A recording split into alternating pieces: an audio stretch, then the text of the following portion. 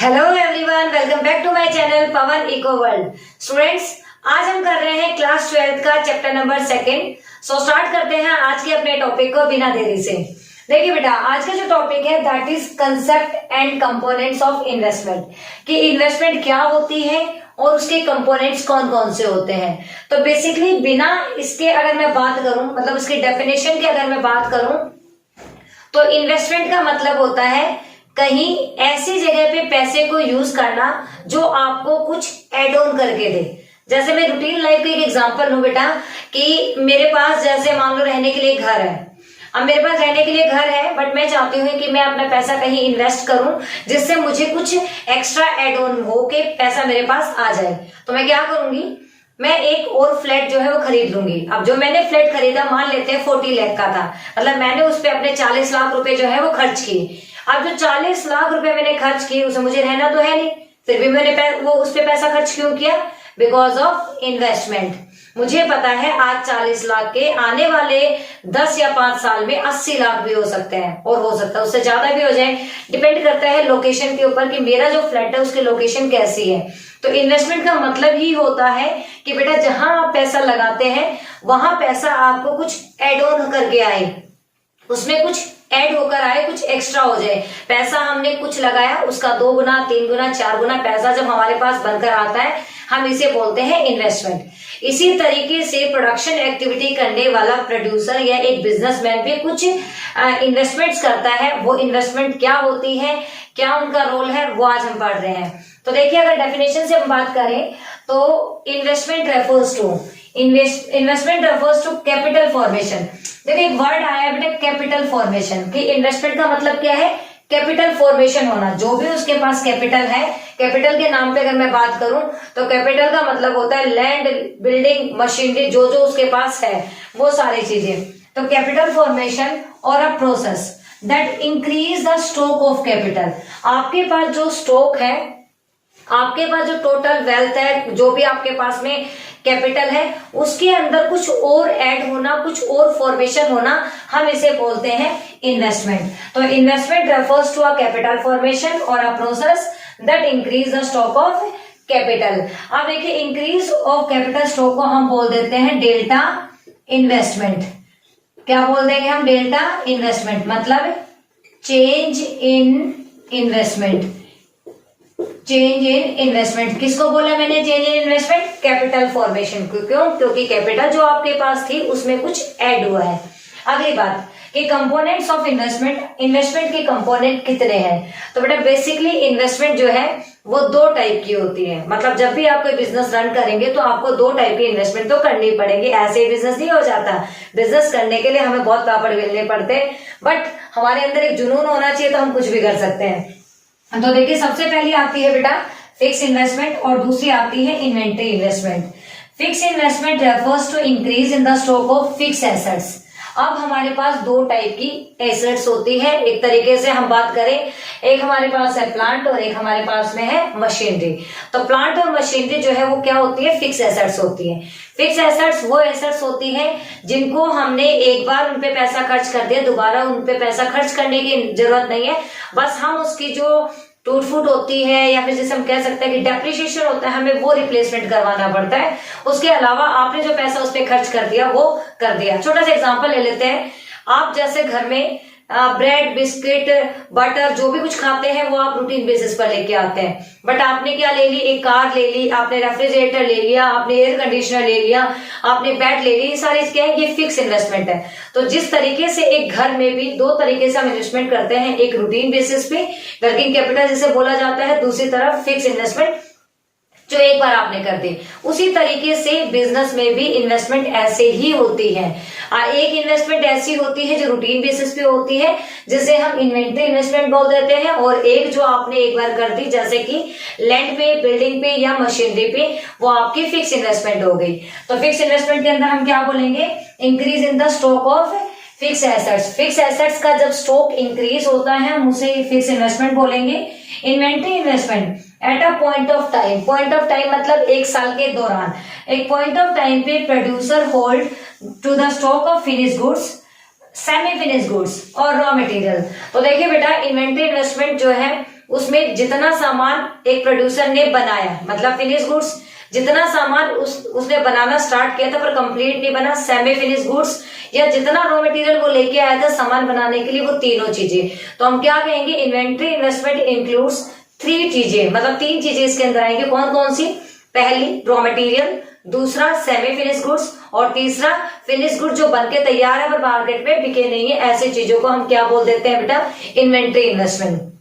Investment क्या होती है? जो कैपिटल स्टॉक को इंक्रीज करती है, या फॉर्मेशन इन कैपिटल स्टॉक। जबकि दूसरी तरफ अगर हम बात करें उसके कंपोनेंट्स की, तो ये 2 टाइप के होते हैं, एक होता है फिक्स इन्वेस्टमेंट, दूसरा होता है इन्वेंट्री इन्वेस्टमेंट। फिक्स इन्वेस्टमेंट जो होता है वो फिक्स एसेट्स के स्टॉक को इंक्रीज करने को बोला जाता है, जैसे प्लांट और मशीनरी। इन्वेंट्री इन्वेस्टमेंट के अंदर 3 चीजों को इंक्लूड किया जाता है, raw material, semi finish goods और फिनिश गुड्स। अभी हमने क्या किया, इन्वेंट्री इन्वेस्टमेंट और फिक्स इन्वेस्टमेंट पढ़ी। तो बेटा इन्वेंट्री इन्वेस्टमेंट और फिक्स इन्वेस्टमेंट हम क्यों करते हैं, उसका सिग्निफिकेंस क्या है? मतलब कोई भी काम जब हम करते हैं तो उसके पीछे कुछ ना कुछ रीजन होता है। तो भाई जैसे हमने कोई बिजनेस स्टार्ट किया और उस बिजनेस में हमने फिक्स इन्वेस्टमेंट भी की और इन्वेंट्री इन्वेस्टमेंट भी की, तो उसके सिग्निफिकेंसेस क्या है, अब वो सारी चीजें पढ़ेंगे। तो देखिए सिग्निफिकेंस ऑफ फिक्स इन्वेस्टमेंट, अगर मैं बात करूं फिक्स इन्वेस्टमेंट के सिग्निफिकेंस की, तो किसी भी बिजनेस में फिक्स इन्वेस्टमेंट होना बहुत ही नेसेसरी है। अगर मशीनें नहीं होंगी, बिल्डिंग नहीं होगा, प्लांट नहीं होगा या कम होगा, तो फिर जितनी भी डिमांड होती है, प्रोडक्शन होता है, या फिर जितना भी कंज्यूमर हमसे डिमांड करेगा हम उसको मीट ही नहीं कर पाएंगे। तो कंज्यूमर की डिमांड टाइम से पूरा करना, और अगर कंज्यूमर की डिमांड टाइम से पूरी होगी तो क्या होगा, प्रॉफिट जनरेट होगा। तो एक प्रोड्यूसर को अपनी मार्केट में इमेज बनाए रखने के लिए, पैसा बनाए रखने के लिए, प्रॉफिट कमाने के लिए फिक्स इन्वेस्टमेंट करना बहुत ही नेसेसरी हो जाता है। तो उसकी पहली फीचर है raise production capacity of the producer. मान लेते हैं एक मशीन है हमारे पास, डेली के 100 यूनिट्स बनाती है, हमने एक मशीन और ऐड कर ली, मतलब कैपिटल फॉर्मेशन कर ली, तो ये क्या बनाएगी, 100 यूनिट्स और बनाएगी। अब देखिए यहाँ 100 से कितनी होगी, अब हम 200 यूनिट्स जो है वो क्या कर सकते हैं, पर डे बना सकते हैं। तो मशीन एक है तो 100 यूनिट बनी, 2 मशीन है तो 200 यूनिट बनी, ऐसे ही मशीनें बढ़ती जाएंगी तो प्रोडक्शन भी बढ़ता जाएगा। तो सबसे पहली बात, प्रोडक्शन जो है उसको रेज करती है, प्रोडक्शन की एक कैपेसिटी को इंक्रीज करती है। प्रोड्यूसर पहले कम बना पाता था, अगर वो फिक्स इन्वेस्टमेंट बढ़ा देता है, मशीनें और खरीद लेता है, बिल्डिंग और खरीद लेता है, या फिर प्लांट को एक्सपेंड कर देते हैं, तो हम कहेंगे प्रोड्यूसर की जो प्रोडक्शन कैपेसिटी थी वो क्या हो जाएगी, रेज हो जाएगी, इंक्रीज हो जाएगी। अब जैसे ही प्रोड्यूसर की प्रोडक्शन कैपेसिटी इंक्रीज होती है, एक नई चीज अच्छी होती है, वो क्या होती है, higher level of output. Production ज्यादा होगा तो इकोनॉमी के अंदर लेवल ऑफ आउटपुट भी कैसा हो जाएगा, ज्यादा। ये इसकी वजह से होगा, अगर हमारे पास प्रोडक्शन ज्यादा होगा तो हायर लेवल ऑफ आउटपुट होगा, और हायर लेवल ऑफ आउटपुट होगा तो इसकी वजह से हमारी इकोनॉमी में इकोनॉमिक ग्रोथ भी क्या करेगी, बढ़ जाएगी। तो एक चेन बन जाएगा। सबसे पहले हाई प्रोडक्शन, हाई प्रोडक्शन क्या लेकर आया, हायर आउटपुट, हायर आउटपुट क्या लेके आया, हायर इकोनॉमिक ग्रोथ। और ये चेन जो है वो लगातार बना रहेगा, कब तक, जब तक फिक्स इन्वेस्टमेंट इंक्रीज होती रहेंगी। इसीलिए किसी भी बिजनेस को रन करने के लिए, प्रॉफिट कमाने के लिए, अपने आप की इमेज को साबित करने के लिए फिक्स इन्वेस्टमेंट करना बहुत ही नेसेसरी हो जाता है। अगले पॉइंट पे चलते हैं, significance of inventory investment. Inventory investment क्या बताया था हमने, बेसिकली इसके अंदर फिनिश गुड्स भी आ जाते हैं, रॉ मटेरियल भी आ जाता है और सेमी फिनिश गुड्स भी आ जाते हैं। इन तीनों चीजों को ही हम मिलाकर क्या बना देते हैं, inventory investment. It ensures uninterrupted supply of input to the producer.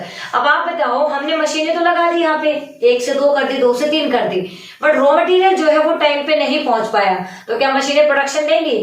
मान लेते हैं लेबर वहां टाइम से नहीं पहुंच पाए, तो क्या मशीनें काम करेंगी? नहीं। तो हमारे पास एक तरीके से दोनों ही चीजों का कॉम्बिनेशन अच्छा होना चाहिए, कोऑर्डिनेशन दोनों के बीच में अच्छा है, तो ही प्रोडक्शन हो पाएगा, फिक्स के साथ में, वेरिएबल फैक्टर के साथ में, जो कि हमने 11th क्लास में प्रोडक्शन फंक्शन में पढ़ा था। तो देखिए अगला आ जाता है हमारे पास में कि पहली बात, अगर इन्वेंट्री इन्वेस्टमेंट हमारी अच्छी है तो हमारी जो सप्लाई है वो रुकेगी नहीं, वो कंटिन्यूटी में चलती रहेगी, हम प्रोडक्शन करते रहेंगे। Avoid uncertainties of the market. हो सकता है कि आज उस चीज की डिमांड हो रही है जो हम बना रहे हैं, बट वो रॉ मटेरियल मार्केट में खत्म हो चुका है और डिमांड फिर भी कंटिन्यूटी में बढ़ रही है, तो क्या आप सामान बना पाएंगे? नहीं।